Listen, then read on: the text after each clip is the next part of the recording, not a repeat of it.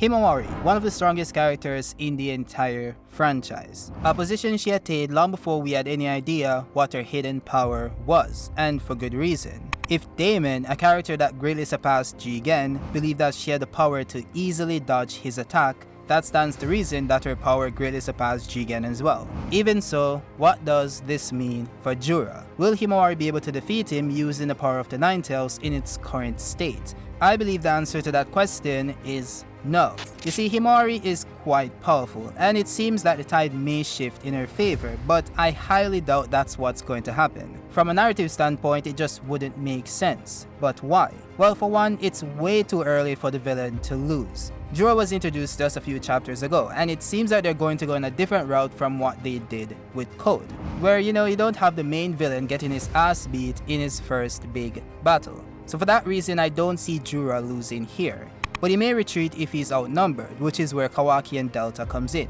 That said, the main reason why Himawari can't beat Jura is due to her power level. You see, we know that she has this hidden power that surprised Daemon, a power he felt was enough to dodge one of his attacks. But at the same time, we have to remember that Himawari doesn't have control of that power as yet. That is also likely why she's using the base Vermilion state, which is of course weaker than KCM. Then again, I've seen some people argue that Himawari doesn't need a KCM state per se, since her union with the Nine Tails is a bit different. You see, Kurama mentioned in chapter 10 that him and Himawari are one body and soul, which is likely a byproduct of how he came back within her body. Now I want to address this portion because I've seen a lot of readers misinterpreting this specific panel. So Kurama goes on to say, well, since it has already happened, the how doesn't matter. What is most important is accepting the circumstances and moving forward. Now, some have taken this to mean that even the author doesn't understand how Kurama returned, but that isn't true. Kurama himself explained how he returned just a few pages earlier,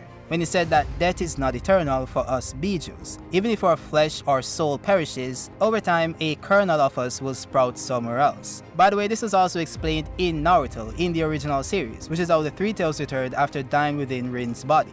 So this is neither a plot hole nor a retcon. Now what Kurama was actually referring to when he said the how doesn't matter is the reason behind him existing within Himawari's body, not the fact that he returned. So when he initially said that she may have been born with a portion of his chakra and that it was her destiny brought into being by the Uzumaki and Hyuga blood flowing within her body, it was just a hypothesis, which is why he then said that the universe is full of surprises. Now, his guess is likely true, but it's still a guess. But at the same time, it doesn't matter, at least not at the moment, which is why he told her to accept the circumstances and move forward. With that said, I do love a good concrete explanation, so I do hope this comes back up again sometime in the future. That aside, the main argument of Himawari being different due to this phenomenon is very plausible, especially since Kurama himself mentioned that she has a higher affinity to his chakra, even more so than Naruto. And as I mentioned in my video about why Boruto is the strongest shinobi, this makes perfect sense since Kurama was created using a portion of Kaguya's chakra. Now I'm not saying that Kaguya was fed to the Ten Tails or the God Tree or anything like that, since that clearly didn't happen, but more so that she merged with the Ten Tails as stated by Black Zetsu.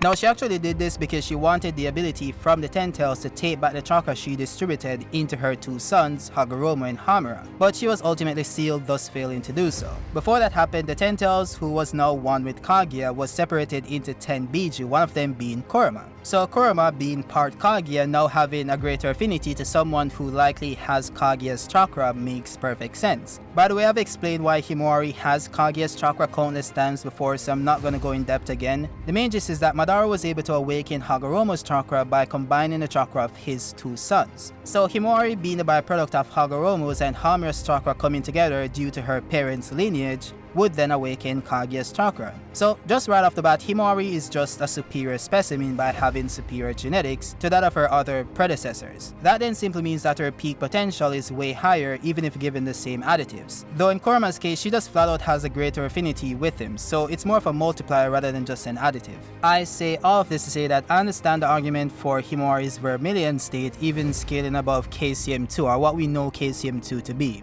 It all depends on how crazy Kishimoto wants to get, okay? We also haven't accounted for this revived version of Kurama just being flat out stronger than the one that came before him, which is again heavily backed up by Daemon's statement. There's no way anyone believes that the OG Nine Tails would make Daemon think twice, when Naruto couldn't even beat Jigen. Now what I will say is that Kishimoto could easily just use the affinity argument to upscale Kurama instead of upscaling Kurama himself. So in a sense, this Kurama is just as strong as the original, even if he's a bit smaller. But his affinity with Himawari scales him 10 times higher than the one that came before, so it doesn't matter. So let's say you were able to extract this Kurama from inside Himawari's body and then place him inside Naruto.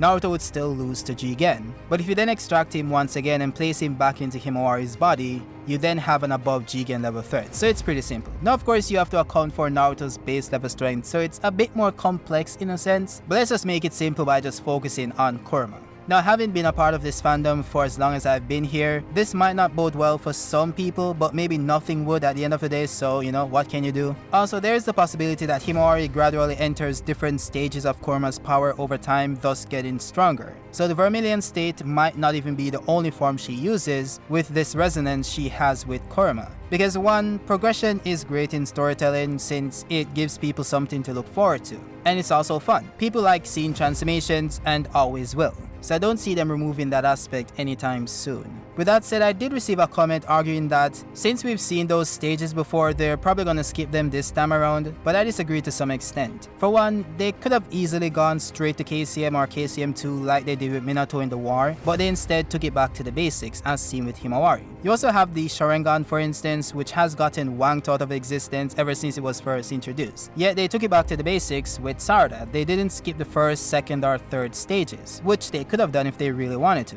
So I think the evidence is more on the side that they won't rather than they would, but I'm not opposed to the idea, just plain devil's advocate. By the way, I believe that Himawari also inherited the chakra from all the tail beasts that resided within Naruto, not just Kurama's. So in this case, it wasn't just a combination of Hamura's and Hagoromo's chakra, but also that of the 9 Biju as well, which could have resulted in manifestation of Kaguya herself to some degree. This makes perfect sense based on Hagoromo explaining that the lower body of Madara after he became the 10 Tails Jinchuriki then contained the chakra of the 9 Biju plus Indra and Ashura. He was only able to emerge like he did because all of those chakras were finally one. So using that same mechanic, Kaguya emerging within someone who has the chakra of her 2 sons and the 9 Biju isn't far-fetched. In fact, someone being born with all of those factors in play could end up being a reincarnation of Kaguya herself, thus possessing aspects of her soul. This would explain why Himawari's personality changes whenever she taps into that power. It's almost as if she becomes a different person altogether.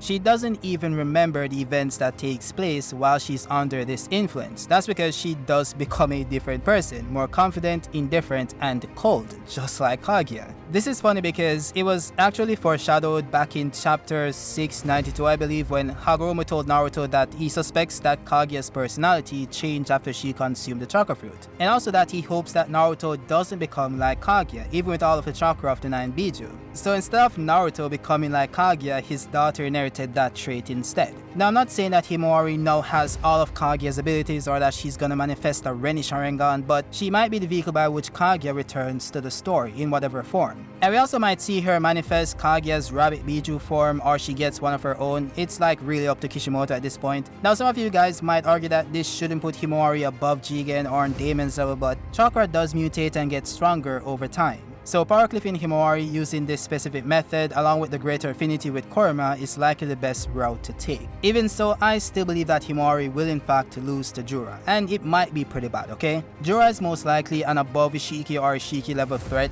that will just toy with Himawari briefly and then end the battle swiftly. That's what's most likely gonna happen. Or maybe Kawaki comes in when Jura is about to land the final hit and save Himawari. She'll then get a few chapters, she'll go on a training arc in order to get a revenge for Inojin, who likely will die, but we'll see what happens there. And while doing that, she's going to get a mastered version of the power Jura subdued, just like any other protagonist. But yeah, we'll see how that plays out. With that said guys, let me know your thoughts on this. Do you think Himawari is going to lose, or do you think she's going to beat the brakes off Jura? I hope she actually does beat Jura in a sense, not win the fight, but just land some hits so that when they release the spoilers and the spoiler guys are just releasing maybe just one panels and so on, it will just cause so much fun, so much turmoil in the Boruto community on Twitter, bro. It's gonna be crazy.